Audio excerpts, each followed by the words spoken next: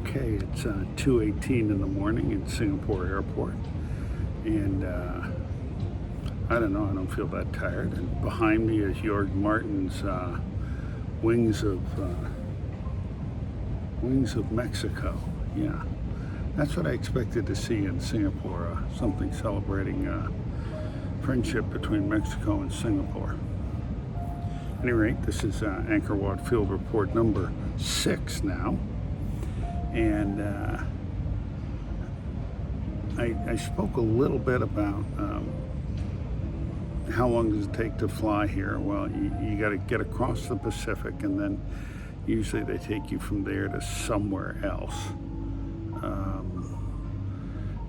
In my case, I flew from Seattle to Narita Airport in Japan. I didn't even know we were stopping in Japan. Had to get off, and then we got back on the same plane after they cleaned it, and we flew down here to Singapore. Now I wait about 6 hours, and then I go to Angkor Wat, Siem Reap.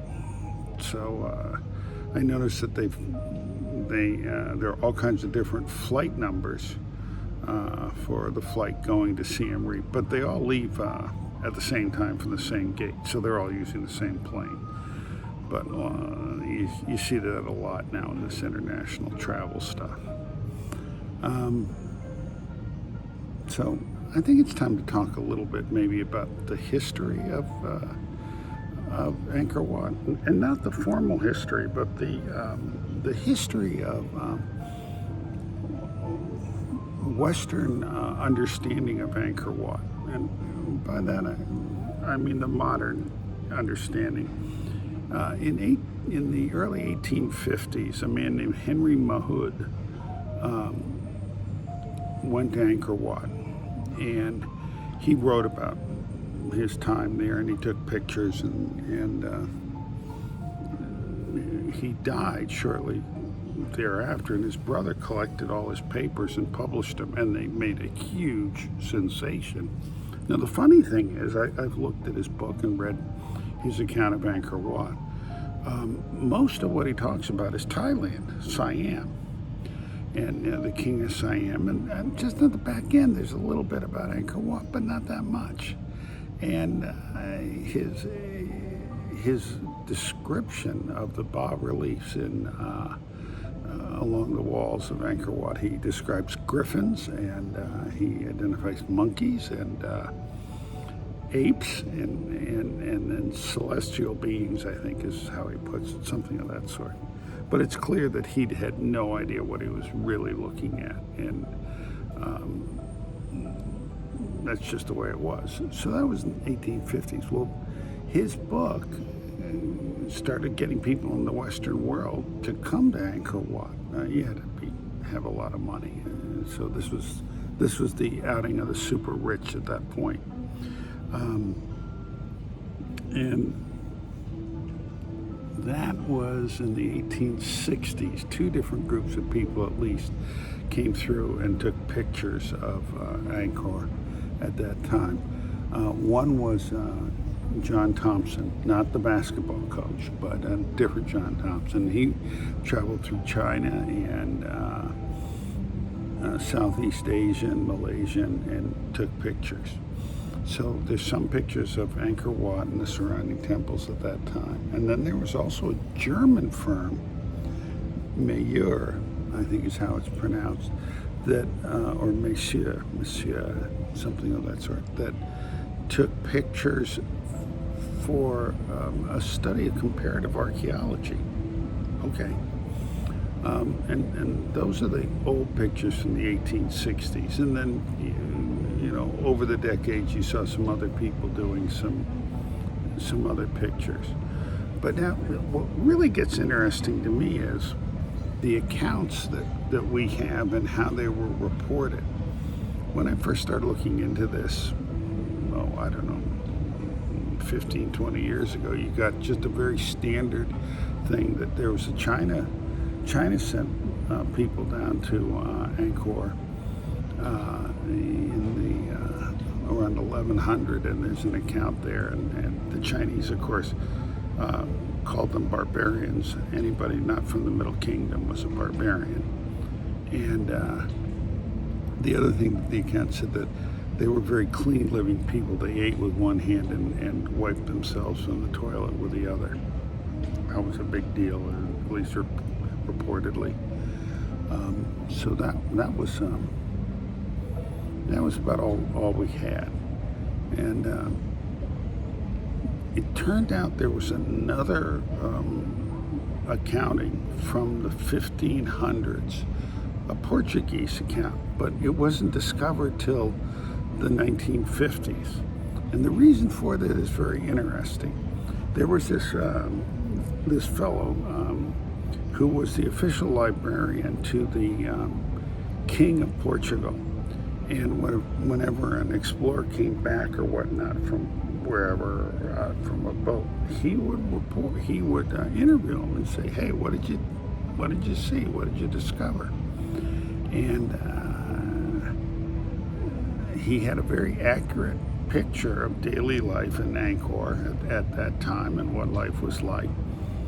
But because of the spice trade, and because Portugal wanted to keep the spice trade for themselves and not help their competition, the king was afraid that this might aid other explorers, so he censored its publication.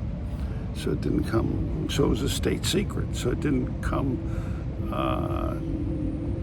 to being knowledgeable until I think it was 1955, 58, something like that. And so that's kind of, the early histories that we have.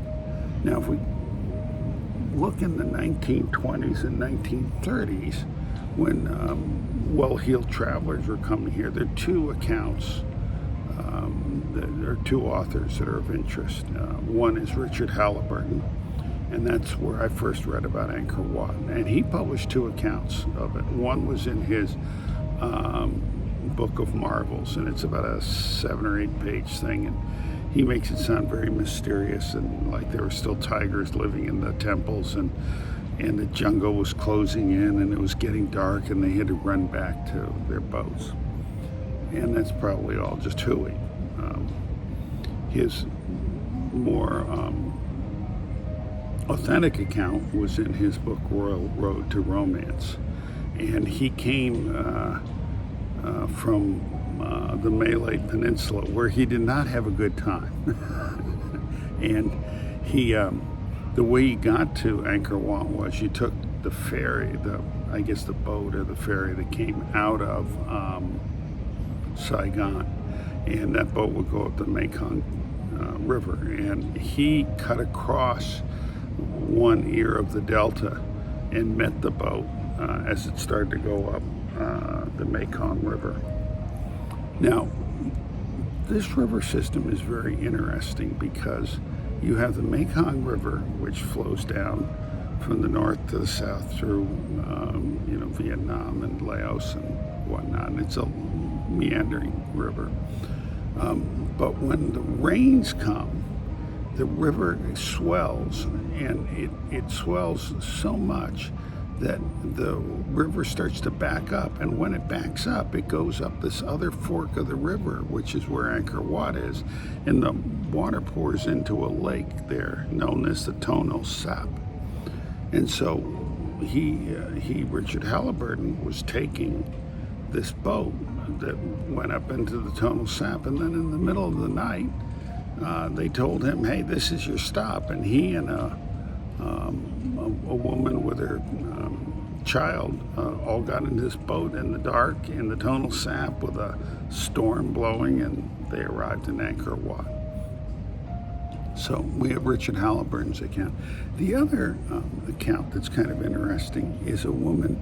She's got a three part name, but the first is Helen, the last is Carter. I can't remember the middle name, like Kellen Bonham Carter or something like that. But she was a very well-to-do woman, and she's most known for writing this book called Angkor the Magnificent. But the other thing that she's known for is she survived from the Titanic. She was on lifeboat number 6. So it was, I guess, about a teenager or so, young woman. She was on the Titanic. And when you hear her accounts, though, of Angkor Wat, it's all about rushing back for tiffin time, which turns out to be 4 o'clock tea. And that's the term that's used in Australia and New Zealand and in this part of the world. So we had running back for tiffin time.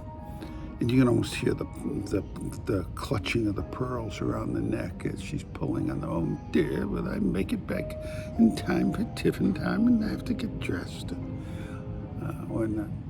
So those are the accounts we had. Now, when the French came in, which was around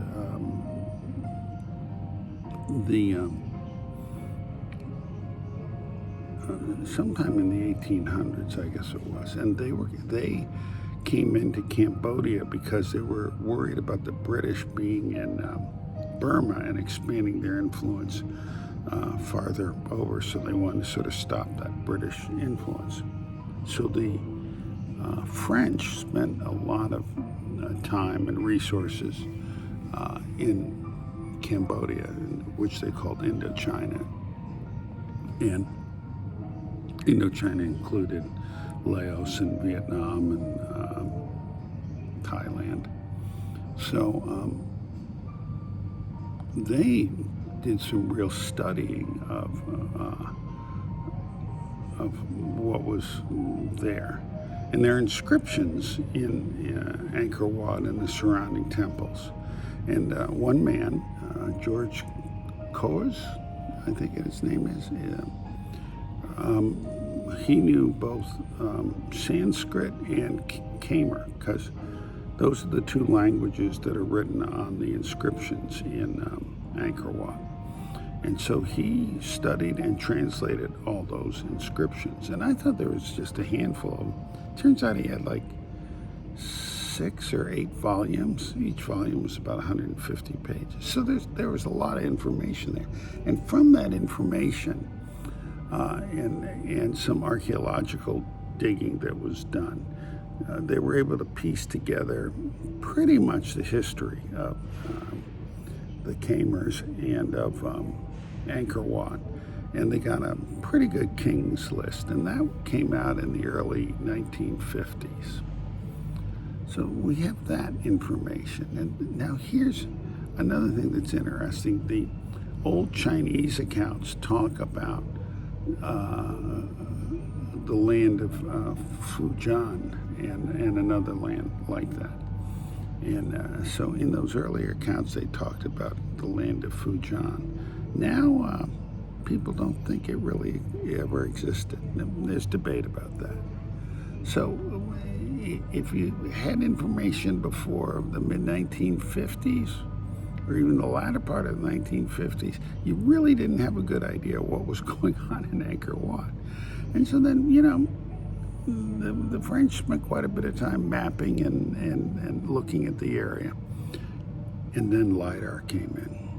LiDAR is this laser radar which they fly over the jungles, and it can find little holes in the jungle because they're doing millions of shots of light every second and getting the bounce back. And what they discovered was that the area of Angkor Wat was much bigger than anyone had thought and much more densely populated. So while the French had gotten, the lines and the major temples, when Damien Evans and his crew came in here and they did the LiDAR scan, which would take them, a few hours, maybe a few days, and the French took 20 years, and he got everything. And now, this is just redefining our view of ancient peoples all around the world, these LiDAR studies.